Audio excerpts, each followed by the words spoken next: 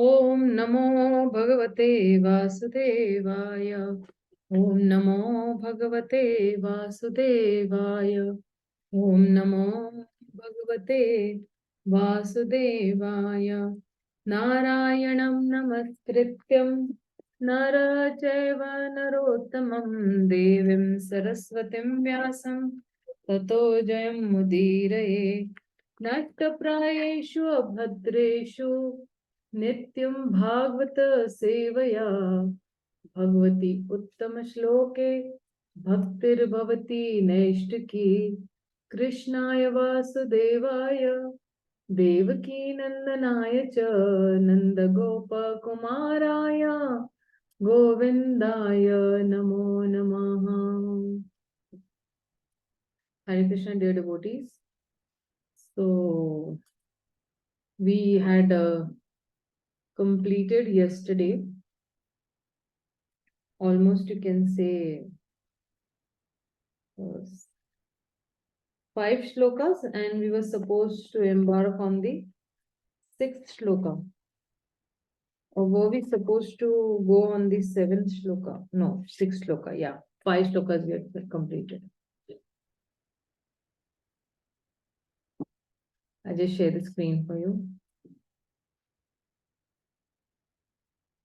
Yeah. So we've completed here.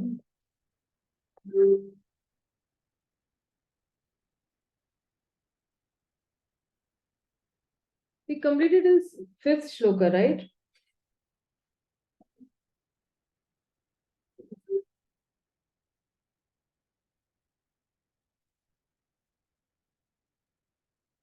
Hare Krishna Mataji.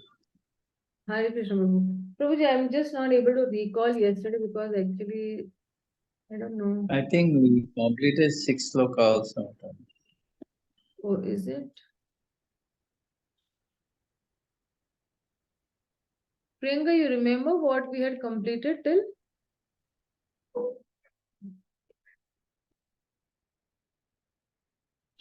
Yeah, I remember. Anup Prabhu read, yes, Anup Prabhu read this, right?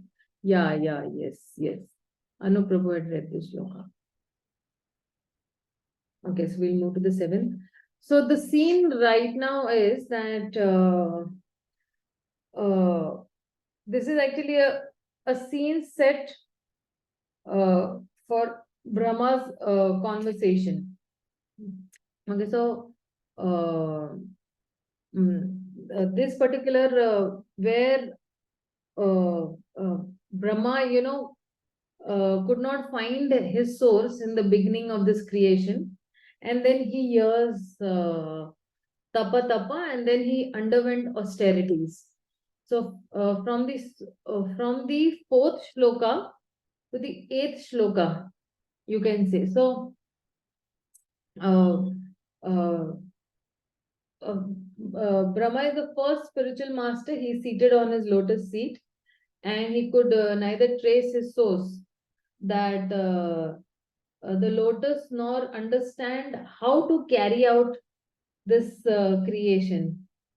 So that's how he is, little bewildered. Also, you can say he is because when he is seeing that, okay, only he's hearing two words, tapa. So if you see, tapasya is the only wealth for those who actually do not have any wealth. Like for Sudama, what he was doing tapasya only. All the time he was chanting the holy names of the Lord, right? And then then this sound coming from the Supreme Lord, it's actually a transcendental sound vibrating, and this sound is being revealed in the heart, and in fact, even the meaning of this sound is being revealed in the heart, you can say. So then Brahma is contemplating that who is that person who gave me instruction? And then by that contemplation, then the Lord was actually very pleased. So that is why the first Mangala Charan that exactly you can say happened was actually Tapa. So then, so that is why it said that there are 4 levels of sound. One, it reveals the meaning of an object. Then the second is it reveals that there is a conscious speaker behind it. The third, it says that it is a transcendental sound vibrating, and that is why that sound reveals in the heart the meaning of that particular sound. And then the fourth is the para sound, the sound coming from the Supreme Personality of Godhead. So there are 4 levels of, so these are levels. So the highest level is the sound coming from the Supreme Lord personally itself, right? So that's how you can say that Brahma heard this. So now in actually sixth shloka he heard is actually, and then 7th shloka he says that who is that? He's actually not able to find, so he's contemplating, and he's contemplating on what is that instruction, and how will I execute that instruction. So let's see. Nishamya tad vaktru didatrasha disho vilokaya tatranat apashyamanah Swadhishyanam asthaya vimrishya tadhinam tapasi upadishta iva dadhe manaha. So, Sushil Prabhu, please read the translation and purport both. Hare Krishna.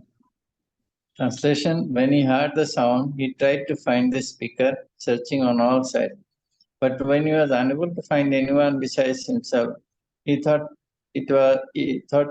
it wise to sit down on his lotus seat firmly and give his attention to the execution of penance as he was instructed. Purport: To achieve success in life, one should follow the example of Lord Brahma, the first living creature in the beginning of the creation. After being initiated by the Supreme Lord to execute tapasya, he was fixed in his determination to do it, and although he could not find anyone besides himself, he could rightly understand that the sound was transmitted by the Lord himself. Brahma was the only living being at that time, because there was no other creation and none could be found there except himself. In the beginning of the first canto, in the first chapter, first verse of the Śrīmad-Bhāgavatam, Yeah, Prabhu.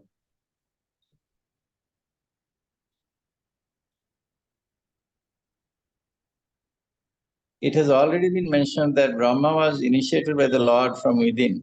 The Lord is within every living entity as the super soul, and he initiated Brahma because Brahma was willing to receive the initiation. The Lord can similarly initiate everyone who is inclined to have it. As already stated, Brahma is the original spiritual master for the universe, and since he was initiated by the Lord himself, the message of Śrīmad-Bhāgavatam is coming down by disciplic succession.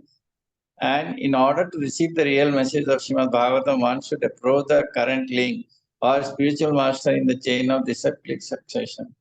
After being initiated by the proper spiritual master in the chain of succession, one should engage himself in the discharge of tapasya in the execution of devotional service. One should not, however, think himself on the level of Brahma to be initiated directly by the Lord from inside, because in the present age, no one can be accepted to be as pure as Brahma. The post of Brahma to officiate in the creation of the universe is offered to the most pure living being, and unless one is so qualified, one cannot expect to be treated like Brahmaji directly. But one can have the same facility through unalloyed devotees of the Lord, through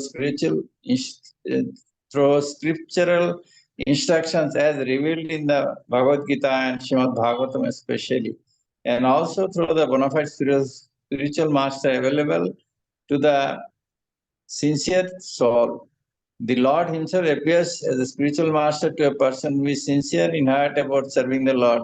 Therefore, the bona fide spiritual master who happens to meet the sincere devotee should be accepted as the most confidential and beloved representative of the Lord. If a person is posted under the guidance of such a bona fide spiritual master, it may be accepted without any doubt that the desiring person has achieved the grace of the Lord. Hare Krishna. Thank you so much. So then ahead he says that, then actually after hearing this and taking instructions from the Lord, then now he actually undergoes austerities and penances. Because he is having a very, you can say, he's having a transcendental vision. There is a word over here which says that,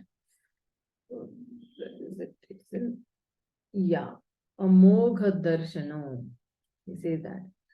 Divyam Sahasrabdam Mama Amogha Darshano Jitanilatma Vijeto Bhendriya Atapyata Smakhila Loka Tapana Tapastapiyam Sa Tapatam Samahita. Yeah, Lakshmi Andrew, please read if you're there. He's in there. Okay. Anuprabhu, please read. Translation. Lord Brahma underwent penances for 1,000 years by the calculations of the demigods.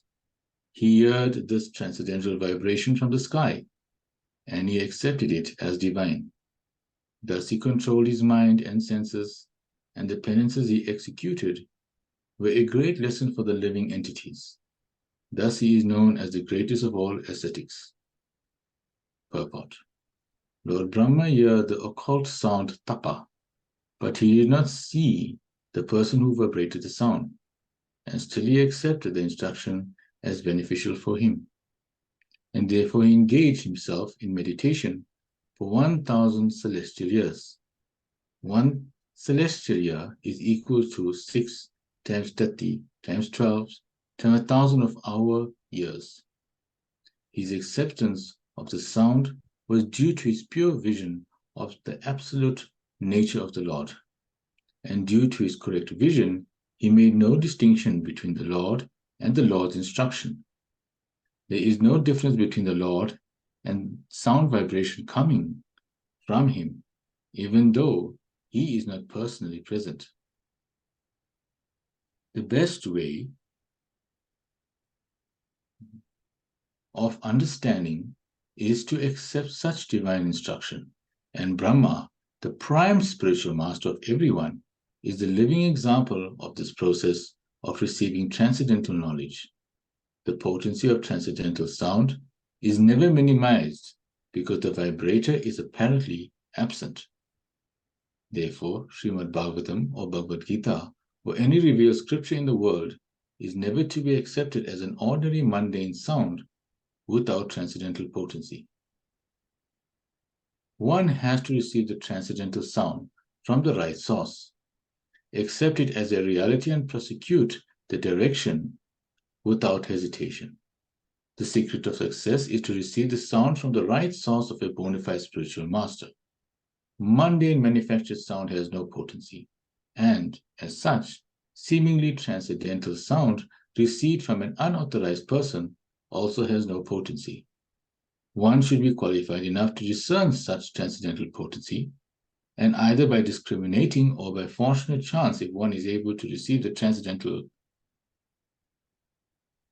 sound from the bona fide spiritual master, his path of liberation is guaranteed. The disciple, however, must be ready to execute the order of the bona fide spiritual master as Lord Brahma executed the instruction of his spiritual master, the Lord himself. Following the order of the bona fide spiritual master is the only duty of the disciple, and this completely faithful execution of the order of the bona fide spiritual master is the secret of success.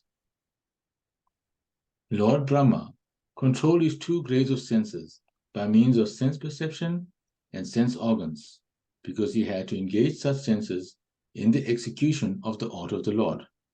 Therefore, controlling the senses means engaging them in the transcendental service of the Lord.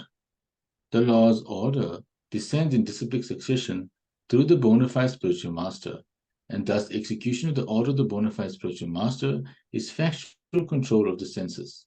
Such execution of penance in full faith and sincerity made Brahmaji so powerful that he became the creator of the universe. And because he was able to attain such power, he is called the best amongst all the tapasvis. Thank you, Mataji. Hare Krishna Prabhu, thank you so much. Imagine if somebody just tells you tapa tapa, what will you do? Will you go and find out, or you will just ignore it? But imagine Brahmaji's sincerity, that he took those 2 words very sincerely and he actually executed the order of the Supreme Lord. So, see, because it was a transcendental sound, it inspired him. You see, mundane sound will never inspire us. Mundane sound might give us some entertainment, but it will not give us any enlightenment. Okay. So over here, Brahma is hearing he's hearing transcendental sound vibration from the Supreme Lord itself. So definitely he was enlightened by that sound vibration that was there. And where he's saying that over here, he's saying that Vijit Atma. So he is controlling his senses also. Both he controlled actually. His karmendriyas also and Gyanendriyas also he controlled. So what was Brahma's tapasya, Srila Prabhupada over here is writing, is that he engaged all his senses in the service of the Supreme Lord. Like how you see Maharaj Amrish also. He is engaging all his senses in the service of the Lord. So we know this famous example of Maharaj Amrish. So why had the Lord to personally come and give him this instruction? Because the Lord could understand the sincerity of Brahma. Brahma was really genuinely, he was finding his source.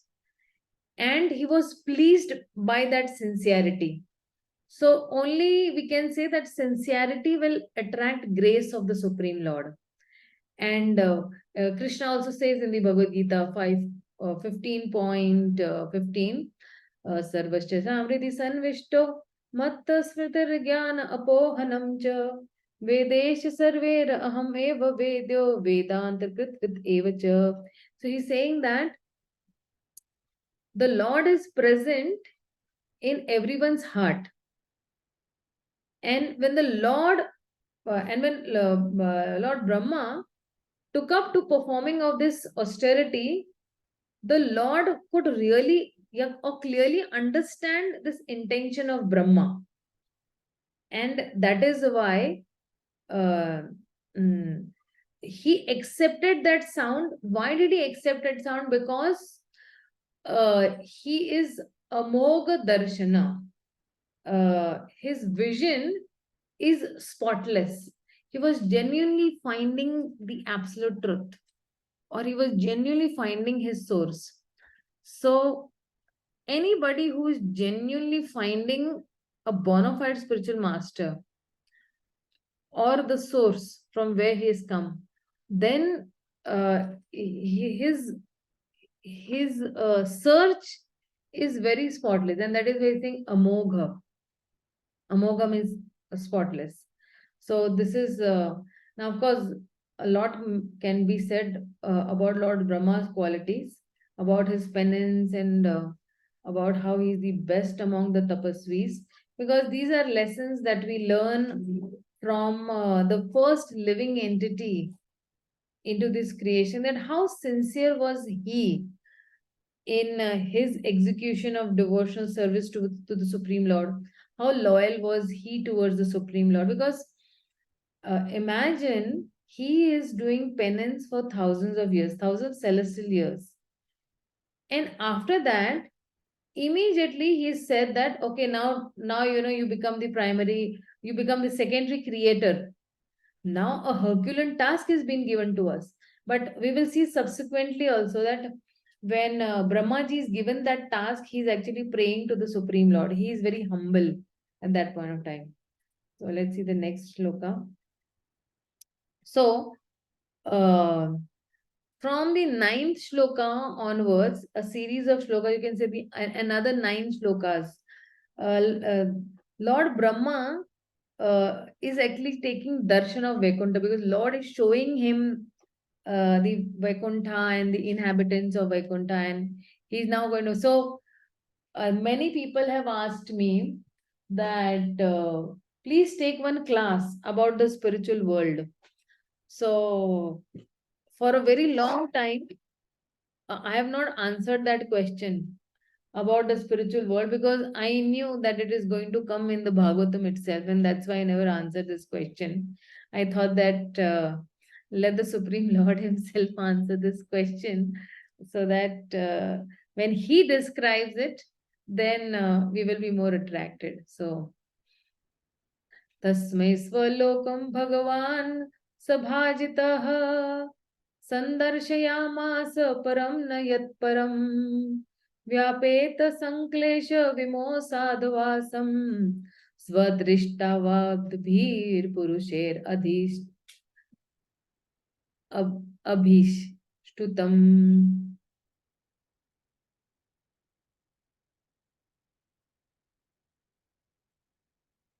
Yeah, somebody read this purport.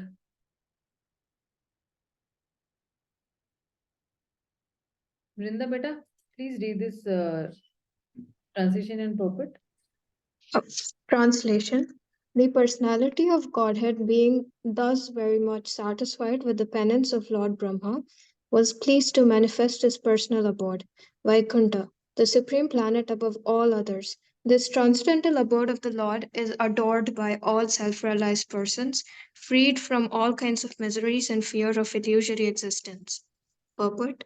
The troubles of penance accepted by Lord Brahma were certainly in the line of devotional service bhakti.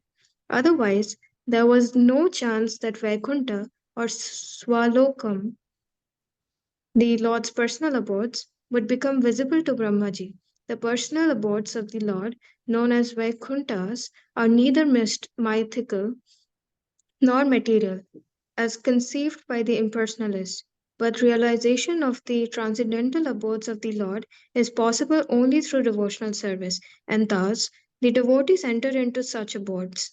This is undoubtedly trouble in executing penance, but the trouble accepted in executing bhakti yoga is transcendental happiness from the very beginning, whereas the trouble of penance in other processes of self realization, jnana yoga, dhyana yoga, etc., without any Vaikuntha realization, ends in trouble only and nothing more.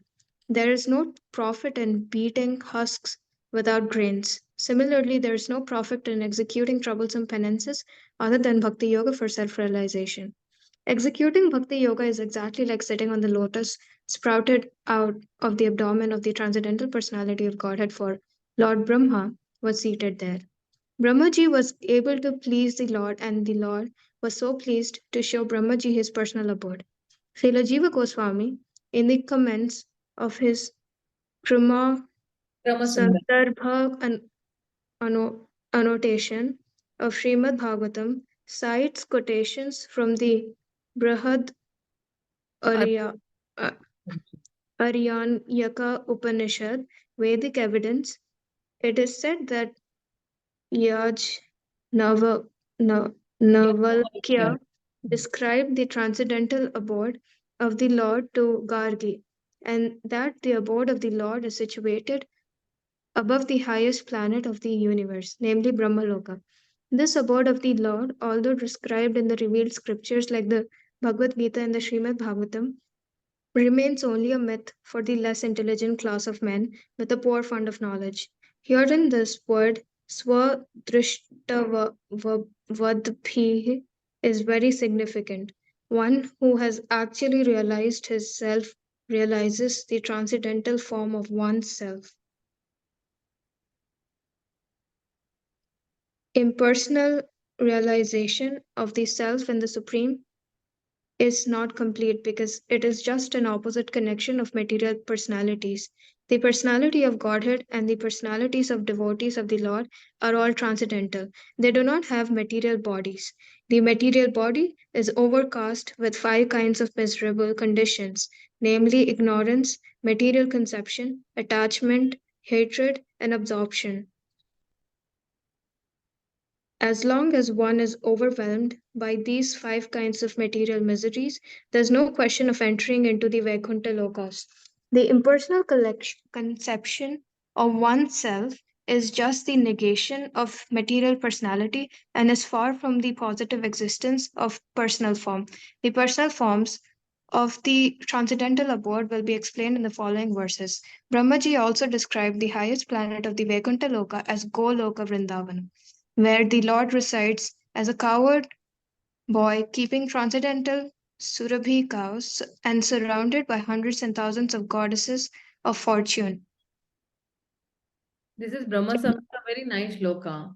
Chinta mani prakara sadma sukalpa vriksha laksha vriteshu surabhira dipalayantam Lakshmi sahasrasa samrabha sevyamanam Govindamadi purusham tamaham bhajami. The statement of the Bhagavad Gita, Yad Gatva Na Nivartante Tad Dhamma Paramam Mama, is also confirmed here with Param means transcendental Brahman. Therefore, the abode of the Lord is also Brahman, non-different from the Supreme Personality of Godhead. The Lord is also known as Vaikuntha, and his abode is also known as Vaikuntha. Such Vaikuntha realization and worship can be made possible by transcendental form and sense. Hare Krishna. Thank you, Vrinda. Thank you so much. So you see, there are 5 kinds of miseries. One is avidya, that is ignorance. Then he said that asmita, that is, material conception. And then there is rag, there is attachment also. There is dvesh also, hatred also.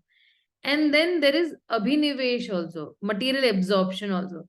So these 5 kind of miseries are, as long as we have these miseries, then there is no question of, the living entities entering into the spiritual realm or Vaikuntha. So ahead again, the same description continues. Pravartate yatra rajastamastayo sattvam cha mishrana cha kal vikrama yatra maya kimuta pare hare ranuvrata yatra surasura chita. Yeah, so again, there's qualifications of who can enter into the spiritual world and who cannot enter. So we have Her Grace Ishwari Kamala Mataji. Ishwari Kamala Mataji is my Bhakti Shastri student for Hindi. So she just joined today. Mataji, please read the translation and purport both, Mataji. Hare Krishna, Dandavat Pranam Mataji. Thank you, Mataji. Translation. In that personal abode of the Lord, the material modes of ignorance and passion do not prevail, nor is there any of their influence in godness. There is no predominance of the influence of time. So what to speak of the illusory external energy? It cannot enter that without discrimination. Both the demigods and the demons worship that Lord as devotees. Purport. The kingdom of God or the atmosphere of the Vaikuntha nature, which is called the Tripad Vibhuti, is 3 times bigger than the material universe and is described here as also in the Bhagavad-gītā. In a nutshell, this universe containing billions of stars and planets is one of the billions of such universes clustered together within the compass of the Mahat Tattva. And all these millions and billions of universe combined together constitute only 1/4 of the magnitude of the whole creation of the Lord. There is the spiritual sky also. Beyond the sky are the spiritual planets under the name, and all then constitute 3/4 of the entire creation of the Lord. God's creations are always innumerable. Even the leaves of a tree cannot be counted by a man, nor can the hair on his head. However, foolish men are puffed up with the idea of becoming God himself, though unable to create a hair of their own bodies. Men may discover so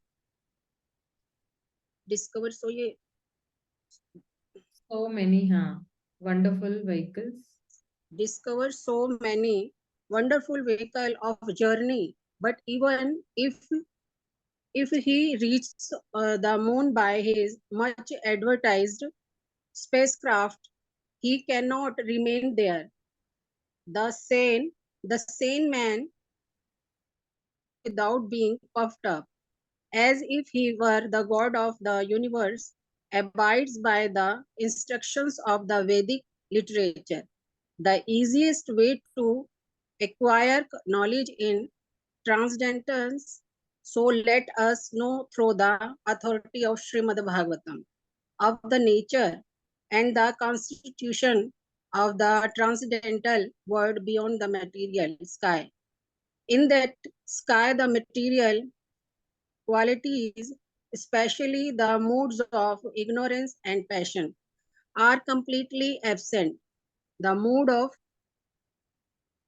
ignorance and passion are completely absent. The mood of ignorance influences a living entity to the habits of lust and hankering. And these means that in the Vaikuntha lokas, the living entities are free from these 2 things, as confirmed in the Bhagavad-gītā. In the Brahma Bhuta stage of life, one becomes free from hankering and limitations. Lamentation. Therefore, the conclusion is that the inhabitants of the Vaikuntha planets are all Brahma Bhuta, living entities, as distinguished from the mundane creatures,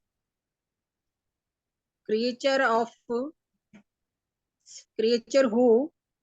are all compact in hankering and lamentation. When one is not in हरे कृष्ण माता जी किसी और को जान देंगे हम लोग हरे Krishna thank you very much. Priyanka, please continue from here. I'm sorry, I'm just sorry.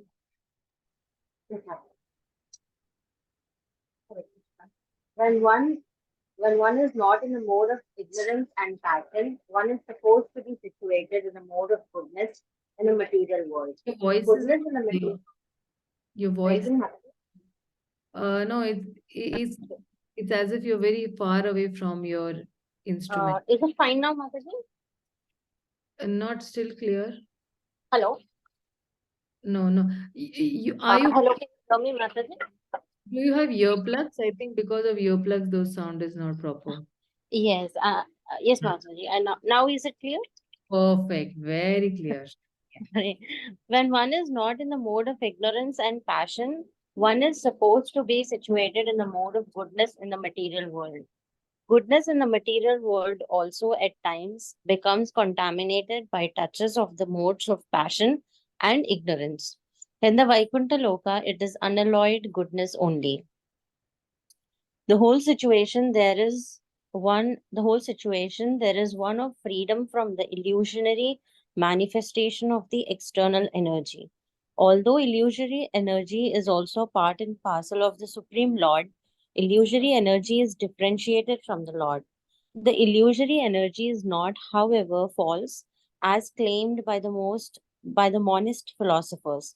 The rope accepted as a snake may be an illusion to a particular person, but the rope is a fact and the snake is also a fact. The illusion of water on the hot desert may be illusion for the ignorant animal searching for water in the desert, but the desert and water are actual facts. Therefore, Yeah, just give me 1 minute. Just Yeah. yeah. Therefore, the material creation of the Lord may be an illusion to the non-devotee, but to a devotee, even the material creation of the Lord is a fact as the manifestation of his external energy. But this energy of the Lord is not all. The Lord has his internal energy also, which has another creation known to be the Vaikuntha Lokas, where there is no ignorance, no passion, no illusion, and no past and present. With a poor fund of knowledge, one may be unable to understand the existence of such things as the Vaikuntha atmosphere, but that does not nullify its existence. That spacecraft cannot reach these planets. That does not mean that there are no such planets, for they are described in the revealed scriptures. As quoted by Srila Jiva Goswami, we can know from the Narada Pancharatra that the transcendental world or Vaikuntha atmosphere is enriched with transcendental qualities. These transcendental qualities, as revealed through the devotional service of the Lord, are distinct from the mundane qualities of ignorance, passion, and goodness. Such qualities are not attainable by the non devotee class of men. In the Padma Purana, Uttarkanda, it is stated that beyond the 1/4 part of God's creation is the 3/4 manifestation. The marginal line between the material manifestation and the spiritual manifestation is the Viraja river. And beyond the Viraja, which is a transcendental current flowing from the perspiration of the body of the Lord, there is the 3/4 manifestation of God's creation. This part is eternal, everlasting, without deterioration, and unlimited, and it contains the highest perfection stage of living conditions. In the Sankhya Kaumudi, it is stated that unalloyed goodness or transcendence is just opposite to the material modes. All living entities there are eternally associated without any break, and the Lord is the chief and prime entity. In the Agama Puranas also, the transcendental abode is described as follows. The associated members there are free to go everywhere within the creation of the Lord, and there is no limit to such creation, particularly in the region of the 3/4 magnitude. Since the nature of that region is unlimited, there is no history of such association, nor is there end of it. The conclusion may be drawn that because of the complete absence of the mundane qualities of ignorance and passion, there is no question of creation nor of annihilation. In the material world, everything is created and everything is annihilated, and the duration of life between the creation and annihilation is temporary. In the transcendental realm, there is no creation and no destruction, and thus the duration of the life is eternal unlimitedly. In other words, everything in the transcendental world is everlasting, full of knowledge and bliss without deterioration. Since there is no deterioration, there is no past, present, and future in the estimation of time. It is clearly stated in this verse that the influence of time is conspicuous by its absence. The whole material existence is manifested by actions and reactions of elements which can which make the influence of time prominent in the matter of past, present, and future. There are no such actions and reactions of cause and effects there, so the cycle of birth, growth, existence, transformations, deterioration, and annihilation, the 6 material changes, are not existent there. It is the unalloyed manifestation of the energy of the Lord without illusion as experienced here in the material world. The whole Vaikuntha existence proclaims that everyone there is a follower of the Lord. Everyone there is a follower of the Lord. The Lord is the chief leader there without any competition for leadership, and the people in general are all followers of the Lord. It is confirmed in the Vedas, therefore, that the Lord is the chief leader and all other living entities are subordinate to him, for only the Lord satisfies all the needs of all other living entities. Thank you, Mataji. Hare Krishna. Thank you so much. So, till almost 18 shlokas, there'll be this description. And if somebody can, jot down, imagine Prabhupada in such detail he's explaining. Who can explain these purports in deep details? Only one who is from the spiritual world can he give such minute details of the spiritual world. So that is why Srila Prabhupada actually, in one of the conversation, Prabhupada says that I actually didn't want to come in this material world, but Krishna pushed me. Dhakka dete hai na? Krishna pushed me into this material world. So imagine if somebody is from that spiritual world, only he can perfectly describe the spiritual world and how beautiful that spiritual world is. Otherwise, imagine what is our, what is, I'm just failing to get that word. What is our, hamara kya saubhagya, or what is our fortune that we are getting, sitting on this, in the material world, we are getting a glimpse of the spiritual world. We are getting access to the spiritual world, sitting in the material world. Now, this is Srila Prabhupada's, anukampa on us, causeless mercy on us, that he is writing these big, big purports for whom he is written these purports. And with these only, these books, he has gone to the West and he has preached. And only with this Bhagavatam, he had only one Bhagavatam and the words of his spiritual master. With these two things, he has opened a worldwide movement. Imagine the potency of Bhagavatam.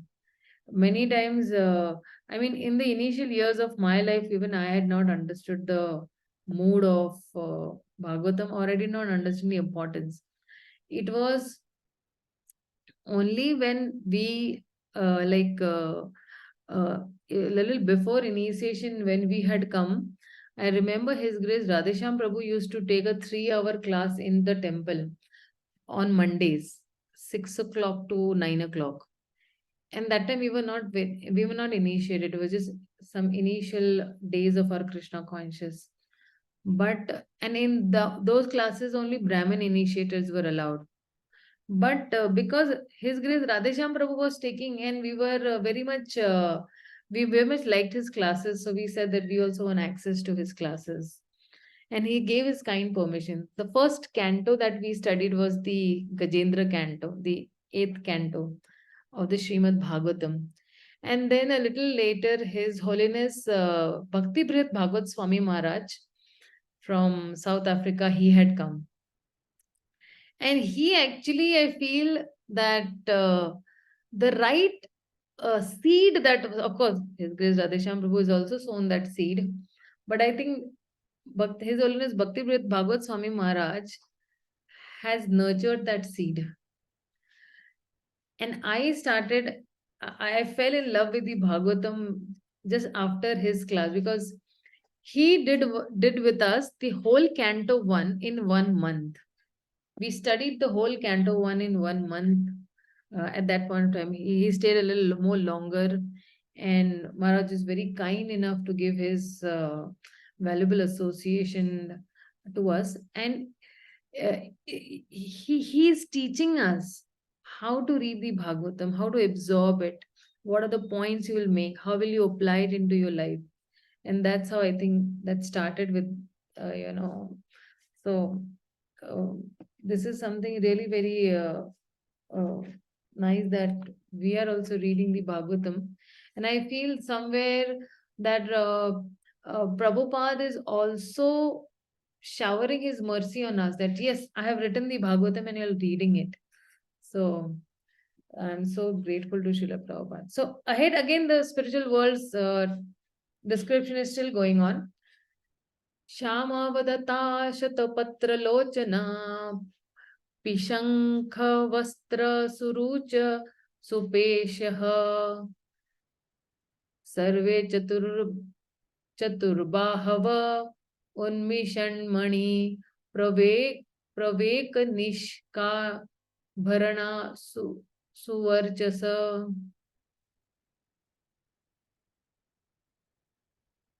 Vinita Mataji, please read the translation and purport both. Hare Krishna Mataji. The inhabitants of the Vaikuntha planets are described as having a glowing skin, bluish complexion. Their eyes resemble lotus flowers. Their dress is of yellowish color, and their bodily features very attractive.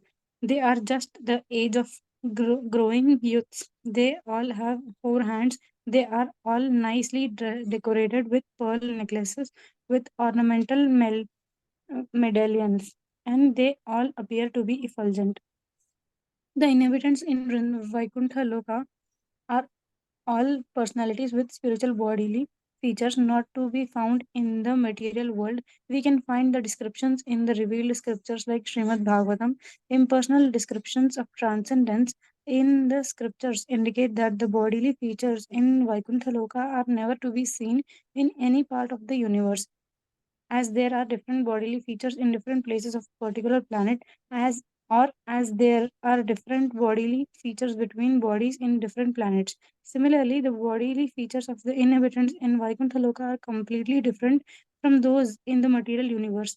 For example, the 4 hands are distinct from the 2 hands in this world. Hare Krishna Madam. So ahead he says that, so it's still the description going on, okay? Like the spiritual world description is still Pravala Vaidurya Mrinala Varchasa Parispurat Kundala Mauli Malinaha.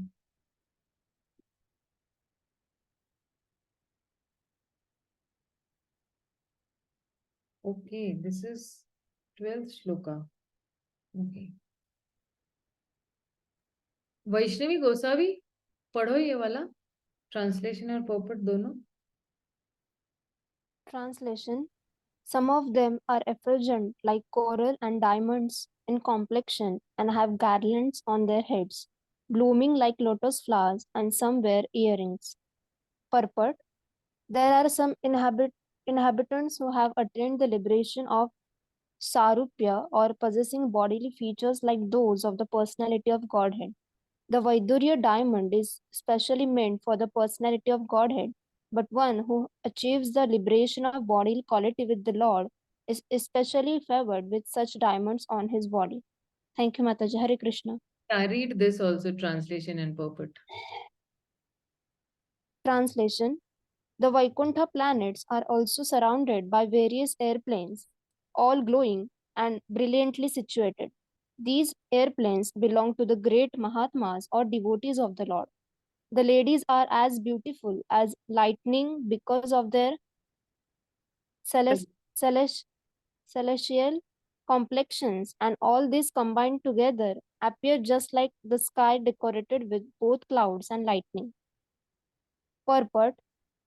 It appears that in the Vaikuntha planets there are also airplanes brilliantly glowing, and they are occupied by the great devotees of the Lord, with ladies of celestial beauty as brilliant as lightning. As there are airplanes, so there must be different types of carriages like airplanes. but they may not be driven machines as we have experienced in this world.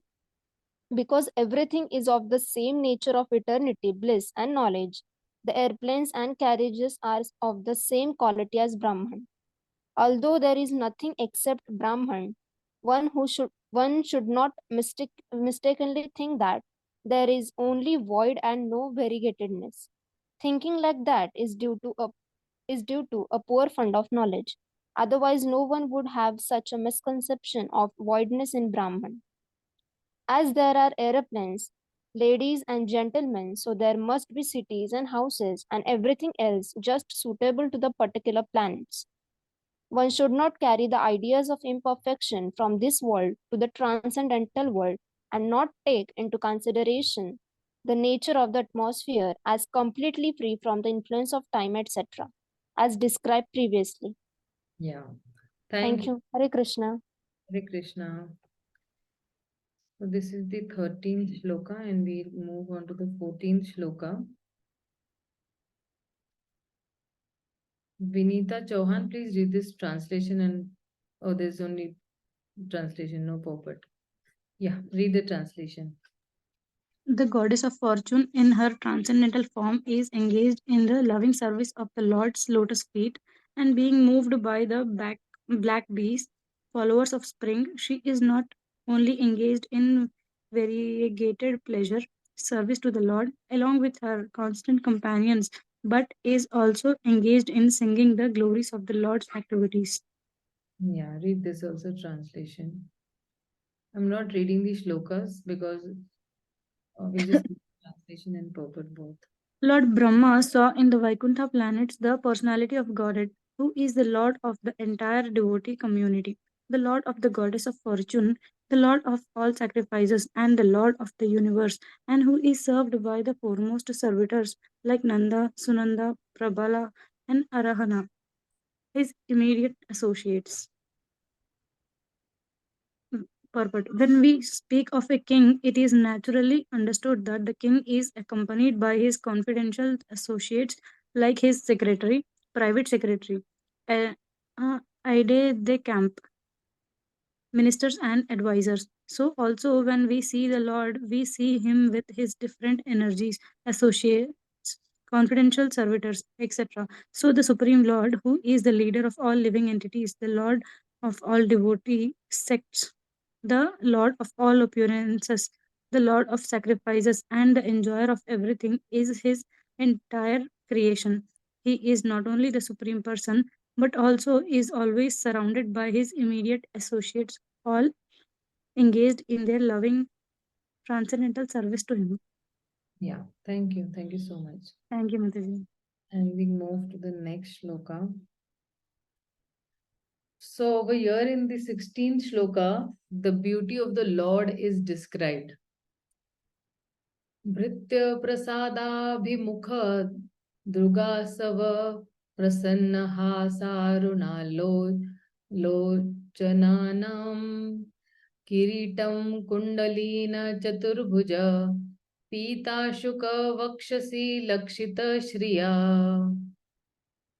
So he's saying that the personality of Godhead seen leaning favorably towards his loving servitors, his very sight intoxicating and attractive, appeared to be very much satisfied. He had a smiling face decorated with enchanting reddish hue. He was dressed in yellow robes and wore earrings and a helmet on his head. He had 4 hands and his chest was marked with the lines of the goddess of fortune.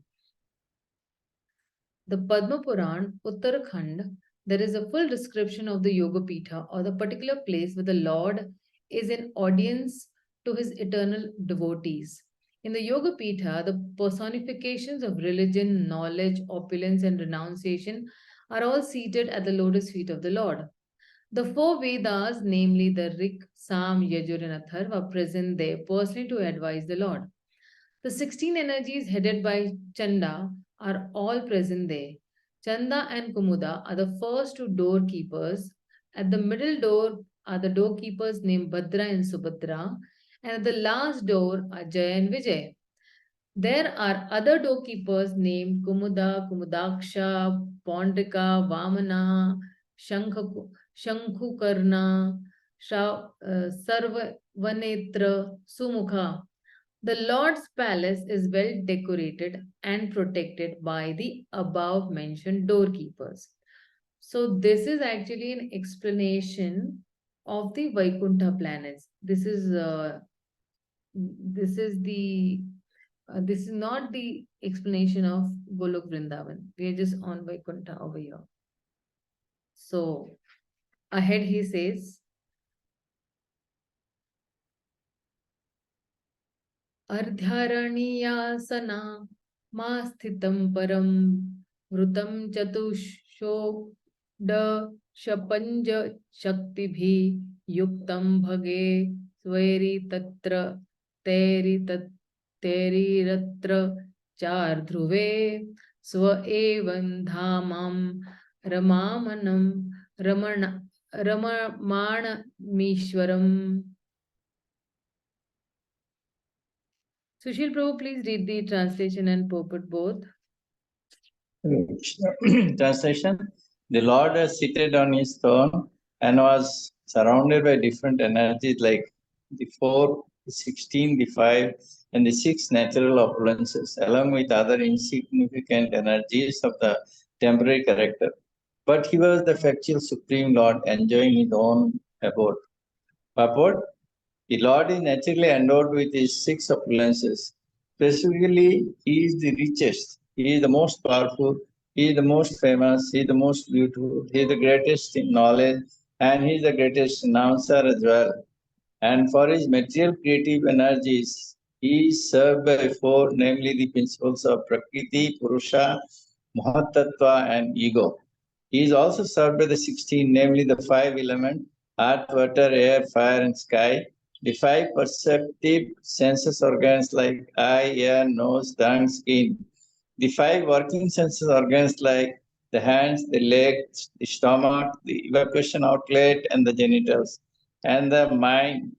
The 5 includes the sense objects, namely form, taste, smell, sound, and touch. All these 25 items serve the Lord in the material creation, and all of them are personally present to serve the Lord. The insignificant opulences numbering 8, the Ashtasiddhis attained by the yogis for temporary overlordship, are also under his control. But he is naturally full with all such powers without any effort, and therefore he is the Supreme Lord. The living being, by severe penance and performance of the bodily exercises, can temporarily attain some wonderful power, but that does not make him the Supreme Lord.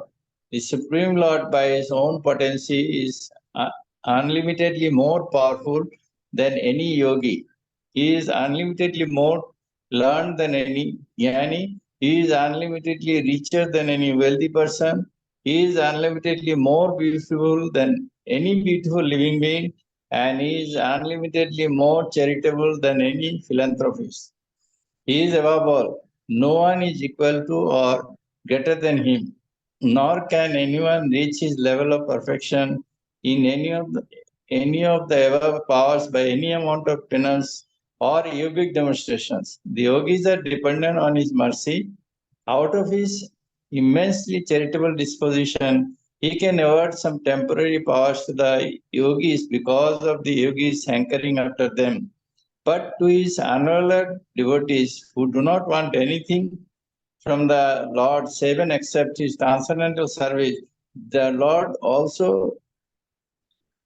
is so pleased that he gives himself in exchange for unalloyed service. Hare Krishna. Hare Krishna, Prabhuji. Thank you so much. So, these 4 energies of the Lord are Dharma, Jnana, Aishwarya, Vairagya. Or it could also mean Prakriti, Purusha, Mahatattva, and Ego. So, in the spiritual world also, there are spiritual counterparts of these material opulences of vibhutis, and they all are even personalities also. So the 16 refers to the 5 karmendriyas, 5 jnanendriyas, and the mind. And the 5 refers to all these 5, you can say, sense objects that are there. So, like those powers which are not always manifested, in the Supreme Lord, Srila Vishwanath Thakur said that these are temporary powers are there, and these temporary power, like the siddhis are there. The Lord sometimes invokes them, and sometimes He does not. So that's how these siddhis are there. And when I say counterparts, so there are expansions also of the Lord. Okay, so yeah. From Prakriti Purusha, so Vinita Mataji asking, from Prakriti Purusha and Mahat Tattva, what comes under Purusha, Mataji, and how can we understand about this Purusha? So when you say Prakriti Purusha, then you have the Purusha avatars. You have Mahavishnu, you have the Garbhodakshay Vishnu, the Kshirodakshay Vishnu, and the Karnodakshay Vishnu. Actually, you were not there, no, when we had discussed in detail the 5th chapter, where we discussed about the creation of the universe, which is the Karana Shakti, where Kshirodakshay Vishnu, the Lord's Swamsha, when his glance impregnates the jiva into this material world. So, and then at every step, like when he is glancing at Kala, the Kal gets agitated, and then the Pradhana, that is the material nature, also he glances. So every time when he is glancing, time is also included in it. And when he is glancing at Pradhana, then all these 3 modes get activated. And then again, when he is glancing on Mahat Tattva, then the Sattva and the Rajas get activated.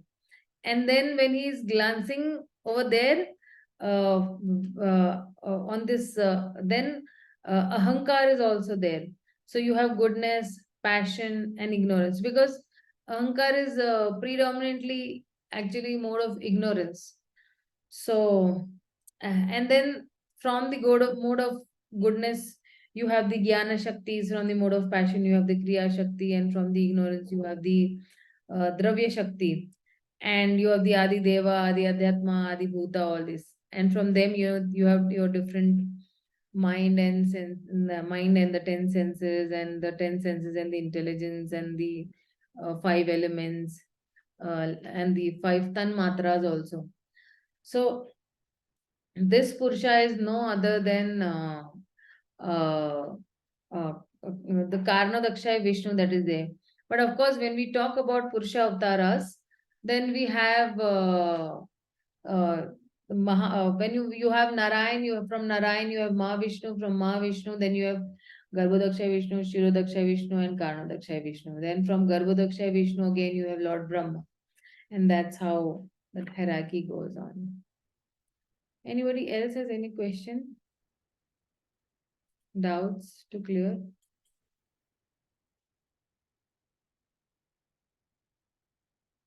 Okay, dear devotees, thank you so much. We'll be meeting on Monday now, same time, 8 o'clock, and we'll continue from a year onwards. So this chapter is very important chapter, because we will be speaking about the Chaturshloki Bhagavatam in this only chapter itself. Hopefully it should come by the next week, 3rd or the 4th day, or maybe the very 2nd day. And I have a detailed explanation for those 4 shlokas. So thank you, devotees. Śrīmad-Bhāgavatam ki jai, Prabhupada ki jai, Gaur Bhakta-vrinda ki jai. Hare Krishna. Mataji, can you share the link? Which link? That in which you clearly said about that. Yeah. I'll just share the link with you. Yeah. Okay. Thank you, Mataji. Just put me a WhatsApp message, Hare Krishna Mataji, and I'll just walk. Okay, Mataji. Yeah. Hare Krishna. Krishna Hare Bol.